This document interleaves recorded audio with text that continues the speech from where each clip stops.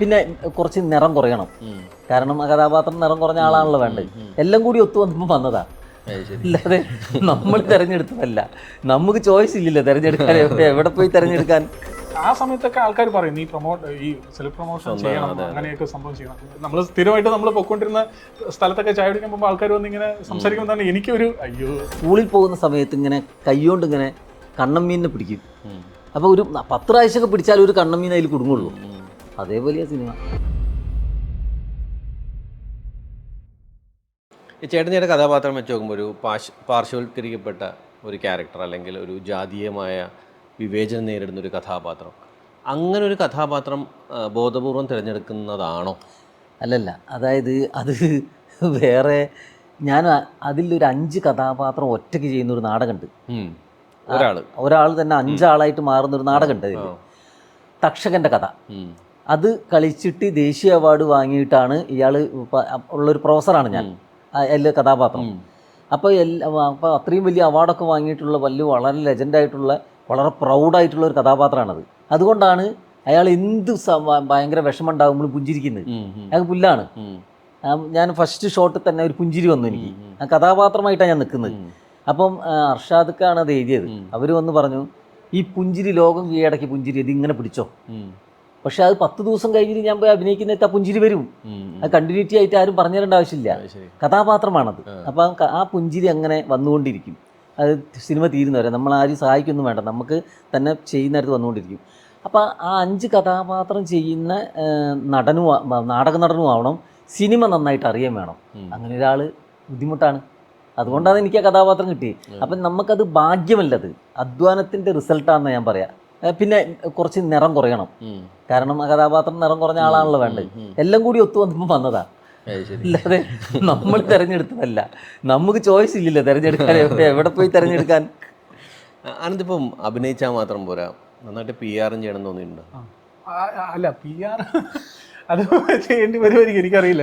ഞാൻ ഈ പറയുന്ന പോലെ ഇപ്പം എന്നെ സംബന്ധിച്ചിടത്തോളം എനിക്ക് അഭിനയിക്കുക എന്നുള്ളതാണ് എൻ്റെ ഏറ്റവും വലിയ പാഷനായിട്ടുള്ള കാര്യം. അതിന് ബാക്കി കാര്യങ്ങളെ പറ്റി ഞാൻ ചിന്തിച്ചിട്ടില്ല. PR ചെയ്യുന്നതിനെ പറ്റി അങ്ങനെയൊന്നും എനിക്കിപ്പോഴും എന്താ പറയുക, നമ്മളിപ്പം താരതമ്യേന ഒരു പുതിയ നടനാണ്. ഇപ്പം ജയഹേ കഴിഞ്ഞപ്പോഴും ആൾക്കാർ കുറച്ചൊക്കെ എന്നെ കാണുമ്പോഴത്തേക്ക് ആൾക്കാർക്ക് എവിടെയോ അപ്പോൾ എൻ്റെ അടുത്ത് കണ്ടിട്ടുണ്ടല്ലോ എന്ന് ചോദിക്കില്ല. പെട്ടെന്ന് നടനാണ് അങ്ങനെയൊന്നും തോന്നില്ല. അപ്പൊ എന്റെ അടുത്ത് വന്ന് ചോദിക്കുന്നത്, ഞാൻ വിളിച്ചപ്പോഴല്ലേ അതെ ഇതാണ് സംഭവം, എവിടെയോ കണ്ടിട്ടുണ്ട്. അപ്പൊ ഞാൻ ഇങ്ങനെ നിൽക്കും. അപ്പോൾ ഇപ്പോൾ എനിക്ക് ഭയങ്കര ചമ്മലുള്ള ഒരാളാണ്. ഇങ്ങനെയുള്ള പൊതു സമൂഹത്തിലൊക്കെ പോയി നിന്ന് സംസാരിക്കാനൊക്കെ ഭയങ്കര ചമ്മലുള്ള ആളാണ്. അപ്പോൾ അത് ആ സമയത്തൊക്കെ ആൾക്കാർ പറയും, ഈ സെൽഫ് പ്രൊമോഷൻ ചെയ്യണം, അങ്ങനെയൊക്കെ സംഭവം ചെയ്യണം. അപ്പോൾ ഞാൻ പറയും, എനിക്കിപ്പോഴും ആഗ്രഹം എന്ന് പറയുന്നത്, നമ്മൾ ഇപ്പം തന്നെ ഞാൻ പറഞ്ഞില്ല, ഈ ഒരു സാഹചര്യം വരുമ്പോൾ തന്നെ പലരും നമ്മൾ തിരിച്ചറിയുമ്പോൾ, നമ്മൾ ചായ കുടിക്കാൻ പോകുമ്പോൾ, നമ്മൾ സ്ഥിരമായിട്ട് നമ്മൾ പൊയ്ക്കൊണ്ടിരുന്ന സ്ഥലത്തൊക്കെ ചായ കുടിക്കാൻ പോകുമ്പോൾ ആൾക്കാർ വന്ന് ഇങ്ങനെ സംസാരിക്കുമ്പോൾ തന്നെ എനിക്കൊരു അയ്യോ പിൻവലിവ് കാര്യമില്ല. അല്ല, അത് കാര്യമില്ലെന്ന് എനിക്ക് മനസ്സിലായി. പക്ഷെ എന്നാലും എനിക്ക് അതൊക്കെ ഇപ്പോഴേ നമുക്ക് മിസ് ചെയ്യുന്നു. അപ്പോൾ നമ്മളെക്കാളും കുറച്ചും കൂടെ ഫേമസ് ആയിട്ടുള്ള പോപ്പുലർ ആയിട്ടുള്ള ആർട്ടിസ്റ്റുകൾക്ക് ഒന്നും ചെയ്യാൻ പറ്റാത്തൊരു അവസ്ഥയുണ്ടല്ലോ. അപ്പോൾ അതിലോട്ട് എനിക്ക് അങ്ങോട്ട് എത്തുകയും വേണം, പക്ഷെ എനിക്ക് ഈ ലൈഫ് കളയാനും പറ്റുന്നില്ല എന്നുള്ള അവസ്ഥയിലാണ്. അതുകൊണ്ട് ഞാൻ സെൽഫ് പ്രൊമോഷൻ ഒന്നും അങ്ങനെ ഞാൻ നോക്കിയിട്ടില്ല.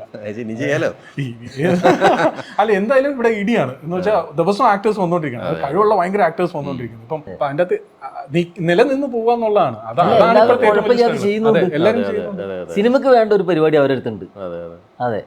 അപ്പോൾ അതിൻ്റെ മറികടന്ന പരിപാടിനെ കുറിച്ച് ആലോചിക്കേണ്ട ആവശ്യമില്ല. അതങ്ങനെ വരുന്നവർ എക്സ്ട്രാ ടാലൻ്റ് ഉള്ള ആൾക്കാരായിരിക്കും. അതെ. ഒരിടയ്ക്ക് കോഴിക്കോട് നിന്ന് ഒരുപാട് നാടകടന്മാർ മലയാള സിനിമയിലേക്ക് വന്നിട്ടുണ്ട്. പക്ഷെ ഇപ്പോൾ കോഴിക്കോട് നിന്ന് അങ്ങനെ ഒരു നാടകം ബേസ് ചെയ്ത് ഞാൻ പറയുന്നത് 80s 90s കാലഘട്ടങ്ങളിലാണ് സിനിമയുടെ പ്രൊഡക്ഷനും കുറേ ഗൃഹലക്ഷ്മിയൊക്കെ പ്രൊഡക്ഷൻ കമ്പനീസ് ഉണ്ടായിരുന്നു കോഴിക്കോട്. ഇപ്പോൾ താരതമ്യേന കുറവാണ്. അത് എന്തുകൊണ്ടായിരിക്കും അങ്ങനെ ഒരു കുറവ് വരാൻ കാര്യം? അതായത് ശരിക്കും മദ്രാസിലായിരുന്നല്ലോ ആദ്യം സിനിമ. എന്നിട്ട് എല്ലാവരും അവിടെ പോയി തമ്പടിക്കുന്നു, അവിടെ പിന്നെ ചാൻസ് ചോദിക്കുന്നു, അവിടെ നിന്ന് തന്നെ സിനിമ ഉണ്ടാക്കുന്നു. പിന്നെ സ്റ്റുഡിയോ ആയിരുന്നല്ലോ അന്നത്തെ ലൊക്കേഷൻ. അതിൽ നിന്നൊക്കെ പുറത്ത് ചാടിയിട്ട് കൊല്ലങ്ങളായിപ്പോൾ. അപ്പം കോഴിക്കോട് ഒരു ഭാഗ്യ സ്ഥലമായിരുന്നു സിനിമയുടെ. അങ്ങാടി, മറ്റേ അങ്ങനെ കുറേ സിനിമകൾ ഇദ്ദേഹം എഴുതിയ, മറ്റേ രാമമാഷ എഴുതിയ കുറേ സിനിമകൾ കോഴിക്കോട് നിന്നാണ് വന്നത്. അപ്പം അദ്ദേഹത്തിൻ്റെ രചനകളാണെങ്കിൽ ജനകീയമായിട്ടുള്ള രചനകളായിരുന്നു. അതായത് നാട്ടിലുള്ള മൊത്തം മറ്റേ ക്യാരക്ടേഴ്സിനെയും അടുക്കി വെച്ചിട്ടുള്ള ആളുകളുടെ മനസ്സിലേക്ക് തൊഴിൽ പ്രശ്നങ്ങളായിരുന്നു കൂടുതൽ സിനിമയിൽ വിഷയമായിരുന്നത്, കമ്പനിയുടെ ആണ്. അപ്പം അതിൻ്റെ ഒരു ചാകര കോഴിക്കോട് ഉണ്ടായിരുന്നു. അങ്ങനെയുള്ള ഒരാൾ മരണപ്പെടുന്നു. രഞ്ജി സാറ് പിന്നെ കുറേ സിനിമകൾ അവിടെ വെച്ചിട്ടെടുത്തു. അത് പിന്നെ കുറേ എറണാകുളത്തേക്കായി, അവിടെ ആളില്ലാതായി മാറുന്നു. അപ്പോൾ ഇതിനൊരു വളക്കൂറുണ്ടാവണം, അതിന് ഒരു സഹായമായിട്ട് ഇതേപോലത്തുള്ള ആളുകളും വേണം. അതൊക്കെ കുറഞ്ഞപ്പം ഉള്ളൊരു മാറ്റമാണ്. അല്ലാതെ കോഴിക്കോട് കലാകാരന്മാരില്ലാഞ്ഞിട്ടല്ല. ഞാൻ പറയുന്നത് കേരളത്തിൽ വളരെ ടാലൻ്റ് ആയിട്ടുള്ള ഒരുപാട് ആൾക്കാരുള്ളൊരു സ്ഥലമാണ് കോഴിക്കോട്. അപ്പോൾ കോഴിക്കോട് നാടകം വണ്ടി വരുമ്പോൾ, ഞാൻ കേരളം മുഴുവൻ നടന്ന് നാടകം കളിച്ച ആളാണ്. അപ്പം കാസർഗോഡുള്ള കലാകാരനായാലും തിരുവനന്തപുരത്തുള്ള കലാകാരനായാലും കോഴിക്കോട് ഒരു നാടകം ബുക്ക് ചെയ്ത് കഴിഞ്ഞാൽ അവരിങ്ങനെ വണ്ടി ഇങ്ങനെ കോഴിക്കോടൊക്കെ എടുക്കുമ്പോൾ ഇവിടെ ഇങ്ങനെ പേടിയാവും എന്നവർ എല്ലാവരും പറയും. കാരണം വെച്ചാൽ അവർ പിന്നെ കൃത്യമായി പ്രതികരിച്ച് കളയും. ബോറാണെങ്കിൽ കൂക്കി കളയും. ഇപ്പം ആ കുറേ സംസ്കാരമൊക്കെ പോയിട്ടുണ്ട്. പക്ഷേ അങ്ങനെയുള്ള ഒരു സ്ഥലമാണ് ശരിക്കും കോഴിക്കോട്. കൃത്യം നേരെ അറിയണമെങ്കിൽ അവിടെ എത്തണം എന്നാ പറയാ. അല്ല, ഇപ്പോൾ ചേട്ടൻ പറഞ്ഞത് തന്നെ ചോദിക്കും. പക്ഷെ തിയേറ്ററിൽ ഇപ്പോൾ ചിരിക്കാനൊക്കെ ആൾക്കാർക്ക് മടിയാണ്.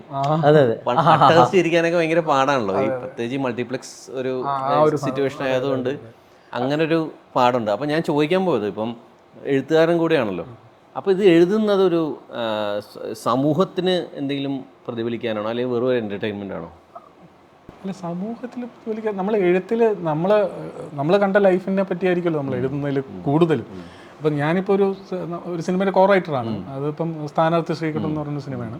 അപ്പോൾ അത് പിള്ളേരെ വിഷയമാണ് പറയുന്നത്. അതിലൊരു രാഷ്ട്രീയമുണ്ട്, അതിലൊരു പൊളിറ്റിക്സ് നമ്മൾ പറയുന്നുണ്ട്. പക്ഷേ ഇത് മാത്രം പറഞ്ഞാൽ പോരല്ലോ, ആൾക്കാർ എൻ്റർടൈൻ ആവുന്നത്. ഇപ്പം നേരത്തെ പറഞ്ഞ വിഷയത്തിൽ ഇപ്പോൾ ആൾക്കാർ പൊട്ടിച്ചിരിക്കുന്നില്ല എന്ന് പറഞ്ഞു. അപ്പം നമ്മളിപ്പം എനിക്ക് തോന്നുന്നു നമ്മളെ റാഫി മക്കാട്ടിന് ആ ഒരു ഇറയോട് ആ ഒരു പൊട്ടിച്ചിരിയുടെ സാധനം കഴിഞ്ഞു. അത് ഇപ്പോൾ അത് വർക്കൗട്ട് ആവാൻ ഭയങ്കര പാടാണ്. എനിക്ക് പേഴ്സണലി എനിക്ക് ഭയങ്കര ഇഷ്ടമുള്ള, നമ്മളിപ്പോഴും പൊട്ടിച്ചിരിക്കും. അത് എന്തുകൊണ്ട് ഇപ്പോൾ അത് ഉണ്ടാവുന്നില്ല എന്നുള്ളതാണ്. അപ്പോൾ അത്രയും എനിക്ക് തോന്നുന്നു അത്രയും ടാലന്റ് ആയിട്ടുള്ള ആക്ടേഴ്സ് ഇപ്പോൾ ഇല്ല. ആ ഒരു ജേണലിലുള്ള ആ ഒരു ഇറ കഴിഞ്ഞു. അത് ഇനിയിപ്പോൾ ഇല്ല. ഞാനിപ്പോൾ ഈയിടയ്ക്ക് ഞാനിപ്പോൾ അഭിനയിക്കുന്ന സിനിമയിൽ ഞാൻ ഹരിശ്രീ അശോകൻ ചേട്ടനെ കണ്ടായിരുന്നു. അപ്പോൾ ഞാനൊരു ഫോട്ടോ എടുത്തു. അപ്പോൾ ഞാൻ ചേട്ടനോട് പറഞ്ഞു, നിങ്ങളെയൊക്കെ കണ്ടാണ് പഠിക്കുന്നത്. കാരണം ഞാനൊക്കെ ഈ അഭിനയം പഠിക്കുന്നത് തന്നെ സിനിമ കണ്ടാണ് പഠിക്കുന്നത്. അപ്പോൾ നമ്മൾ കുറച്ച് ആൾക്കാരെ നമ്മളെ ഫേവറേറ്റ് ഇതിൽ വെച്ചിട്ടുണ്ട്. അതിലൊരാളാണ് ഹരിശ്രീ അശോകൻ സാർ. അപ്പോൾ പുള്ളിയുടെ ടൈമിങ്, ഞാൻ പുള്ളിയിൽ നിന്ന് ഏറ്റവും കൂടുതൽ പഠിച്ചത് ഈ സീനിൻ്റെ ബാക്കിൽ നിൽക്കുമ്പോൾ, ഡയലോഗ് ഇല്ലാതെ നിൽക്കുമ്പോൾ നമ്മൾ എന്താ ചെയ്യേണ്ടതെന്നുള്ളത് ഏറ്റവും കൂടുതലൊക്കെ പഠിക്കുന്ന അവരുടെ ടൈമിങ്ങും പഠിക്കുന്നതൊക്കെ അവരെ. അപ്പോൾ അവരൊക്കെ കാണിച്ചു വെച്ചതൊക്കെ ഇപ്പോൾ ആൾക്കാർ കാണിക്കുകയാണെങ്കിൽ ആൾക്കാർ ഉറപ്പായിട്ടും ഇഷ്ടപ്പെടുത്തില്ല. ആ ഒരു എനിക്ക് തോന്നുന്നു അത് ഈ ഒരു സമയത്തിന്റെ പ്രത്യേകതയുണ്ട്. സിനിമ മാറിപ്പോയി. പിന്നെ അത്രയും ലെജൻഡറി ആയിട്ടുള്ള ആക്ടേഴ്സിന്റെ പ്രൈം ടൈമും കഴിഞ്ഞു. അങ്ങനെ അവരിപ്പോ ഇല്ല, അവരാരും ഇല്ല എന്നുള്ളതാണ്. ഇപ്പം നമ്മളിപ്പോ എഴുതുന്നത് സമൂഹത്തിന് വേണ്ടിയിട്ടാണോ എന്ന് ചോദിച്ചാൽ അത് ഓരോ സിനിമ അനുസരിച്ചിരിക്കുന്നതാണ്. ഇപ്പം നമുക്കിപ്പം കംപ്ലീറ്റ്ലി ഒരു CID മൂസ എന്നൊരു സിനിമ എടുത്താൽ അത് സമൂഹത്തിന് എന്ത് കൊടുക്കുന്നു എന്ന് വെച്ചാൽ എന്ന് പറയില്ല, അത് നമുക്ക് എന്റർടൈൻ ചെയ്യാൻ വേണ്ടിയിട്ടുള്ള സിനിമ. അപ്പം നമ്മൾ എഴുതുമ്പോൾ അത് ഏത് ജോണിലുള്ള സിനിമയാണോ എന്നുള്ളത് നോക്കിയിട്ടാണ് എഴുതേണ്ടതെന്നാണ് എനിക്ക് തോന്നുന്നത്. അതല്ല, പണ്ട് ഒരു കഥ വേണ്ടിയിരുന്നു, നല്ലൊരു കഥ വേണം സിനിമക്ക്. ഇതിപ്പോ കഥയൊന്നും വേണ്ട, ഒരു ദിവസത്തെ കഥയാണല്ലോ. ഒറ്റ ദിവസത്തെ കഥ, 2 മണിക്കൂർ എടുത്ത കഥ ഒക്കെ സിനിമയാക്കാം. അത് പിന്നെ വിദഗ്ധമായിട്ട് ഇന്നത്തെ യൂത്ത് അത് വരച്ചു വെക്കുന്നുണ്ട് സിനിമയിൽ. അതാണ് ആളുകൾക്ക് ഇഷ്ടപ്പെടുന്നത്. പല സിനിമകളും വിജയിക്കുന്ന സിനിമകൾ എനിക്ക് തോന്നിയിട്ടുണ്ട് തിയേറ്ററിൽ നിന്ന് ഇറങ്ങിയാൽ നമ്മൾ മറന്നുപോകും. ആ സമയത്തുള്ള ചിരിയും ആ സമയത്തുള്ള ഒരു സംഭവം ഉള്ളൂ പല സിനിമകളും. ഇപ്പം കൃഷികണ്ഠാണ്ടം പോലത്തെ സിനിമകളൊക്കെ ഇപ്പോൾ ഒരു 10 കൊല്ലത്തിന് ശേഷം ഞാനൊക്കെ ഇങ്ങനെ വിചാരിക്കുന്ന അത്രയും വലിയൊരു തിരക്കഥയൊന്നും ഇപ്പോൾ ഈ അടുത്തൊന്നും വന്നിട്ടില്ല. അങ്ങനെയും വരുന്നുണ്ട്. അല്ലാതെ പല സിനിമകളും ഇഷ്ടം പോലെ വിജയിക്കുന്നുണ്ട്. അതൊക്കെ നമ്മൾ അവിടെ തന്നെ മറന്നു പോകുന്ന സിനിമകൾ കുറേ ഉണ്ട്. പക്ഷേ പണ്ടത്തെ അങ്ങനെയല്ല, ബേസായിട്ട് ഗംഭീര ഒരു കഥ ഉണ്ടാവും.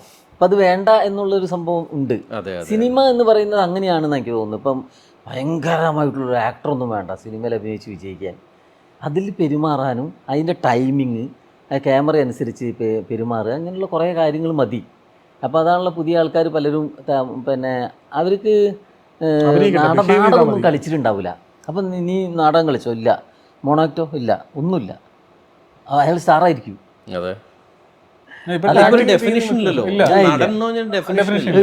സിനിമയ്ക്കും അങ്ങനെയാണ്, ഡെഫിനേഷൻ ഇല്ലെന്നാണ് തോന്നുന്നത്. ഈ പറയുന്ന ഇന്ന കഥ വേണം എന്നൊന്നും ഇല്ല, ലിഖിതമായ നിയമങ്ങൾ. പക്ഷെ നേരെ മറിച്ച് ഒരു ക്യാരക്ടർ എടുത്തു കൊടുത്താൽ അവർ പെടും.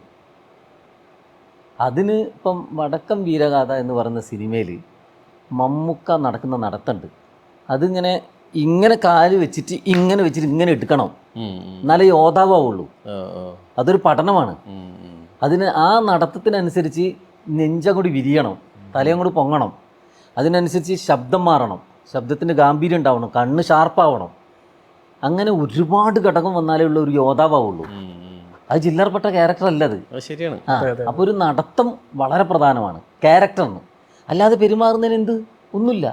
അവൻ്റെ വീട്ടിൽ നിന്ന് വർത്താനം പറയുമ്പോൾ വർത്താനം പറഞ്ഞാൽ മതി. മറ്റേ അതല്ല, മറ്റേ ഒരു ക്യാരക്ടറാവുമ്പം അതിൻ്റെ നടത്തം, ഇരുത്തം, നോട്ടം, സംസാരത്തിലെ ടൈമിങ്, ടോണ്, എല്ലാം കൃത്യമായാലേ ക്യാരക്ടർ വിജയിക്കും. ഇതുപോലെ ഞാൻ ഇതിന്ന് ചോദിക്കാം, മമ്മൂക്ക ഞാൻ ഒരു 5 വർഷം മുമ്പ് മമ്മൂക്കിട്ട് ഒരു ഇൻ്റർവ്യൂ എടുത്താണ്. അപ്പോൾ മമ്മൂക്കയുടെ ഞാൻ ഈ ചോദ്യം ചോദിച്ചിരുന്നു, സിനിമയെ ജഡ്ജ് ചെയ്യാൻ പറ്റുമോ, അല്ലെങ്കിൽ പ്രേക്ഷകരെ ജഡ്ജ് ചെയ്യാൻ പറ്റുമോ. അപ്പോൾ മമ്മൂക്ക പറഞ്ഞൊരു മറുപടി ഉണ്ട്, ഒരു കാരണവശാലും ഒരു സിനിമ ജഡ്ജ് ചെയ്യാൻ പറ്റില്ല. എങ്കിൽ ഞാൻ പിന്നെ അങ്ങനത്തെ സിനിമ ഏതാ പോരെന്നാണ് പുള്ളി ചോദിച്ചത്.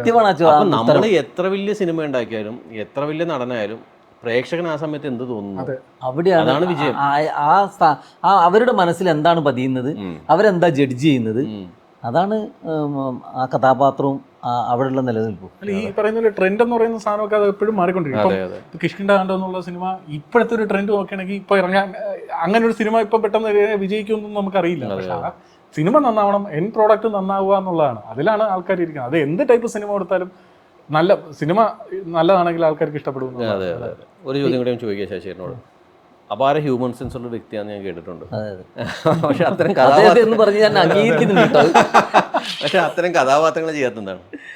അതായത് എൻ്റെ ജീവിതത്തിൽ നമ്മൾ തുടങ്ങിയത് ഹ്യൂമറിൽ കൂടിയാണ്. ഹ്യൂമർ എന്ന് പറയുമ്പം നമ്മൾ ചെയ്തു വെച്ച ഇവിടെ ഡയലോഗ് കോമഡി ആയിരുന്നു അധികം ഉണ്ടായിരുന്നത്. ഞാൻ എഴുതുമായിരുന്നു. ഇപ്പോഴും ഞാൻ 2 സ്ക്രിപ്റ്റ് എഴുതി കാത്തിരിക്കുന്നുണ്ട്. ഒരു കോമഡിയുള്ള സാധനമൊക്കെ ഉണ്ട്. പക്ഷെ അതൊന്നും നമുക്ക് പെട്ടെന്ന് പ്രൊഡ്യൂസർ കിട്ടാത്തതുകൊണ്ട് അങ്ങനെ നിൽക്കുകയാണ്. എനിക്ക് ഇതേപോലെ പുഴുവിന് ശേഷം 3-4 നായക നടനാവാനുള്ള കഥയൊക്കെ കിട്ടി. അതേപോലത്തെ ഇതാണോ? അല്ല, അതേപോലെയല്ല, അതേപോലെയാണ് ഞാൻ ചെയ്യില്ലല്ലോ. പക്ഷെ വേറെ നല്ല നല്ല സംഭവങ്ങൾ കിട്ടി. പക്ഷെ അതൊന്നും നമുക്ക് പ്രൊഡ്യൂസർ കിട്ടൂലല്ലോ. അപ്പോൾ അതുകൊണ്ടൊക്കെ പോയി അതിലൊക്കെ 2 ദിവസത്തെ വർക്ക് 3 ദിവസത്തെ വർക്കോ ചെയ്ത് ഞാൻ തൃപ്തി അടഞ്ഞു. അപ്പോൾ ഈ ഹ്യൂമർ എന്ന് പറയുന്ന സംഭവം കിട്ടിയാൽ നമ്മളത് ഗംഭീരമാക്കുന്ന എൻ്റെ ഉള്ളിലുള്ള കലാകാരൻ പറയുന്നുണ്ട്. പക്ഷെ കിട്ടണ്ടേ? അതൊരു യോഗമാണോ അല്ലെങ്കിൽ ആ സമയമാണ്? അങ്ങനെ ഓരോ സംഭവങ്ങളുണ്ട്. സിനിമക്ക് അങ്ങനെയൊക്കെ ഉണ്ട്. നാടകത്തിൽ നമുക്ക് എപ്പം വേണം കയറി കളിക്കാം. ഞാൻ ഉണ്ടാക്കി വെച്ച നാടകം എനിക്കിപ്പോൾ ആരും എന്നെ ബുക്ക് ചെയ്തില്ല. എനിക്ക് നാടകം കളിക്കാൻ മുട്ടുന്നു. ഒരു വേദി പോയി ചോദിച്ചു ഉഷാറായി കളിക്കുക.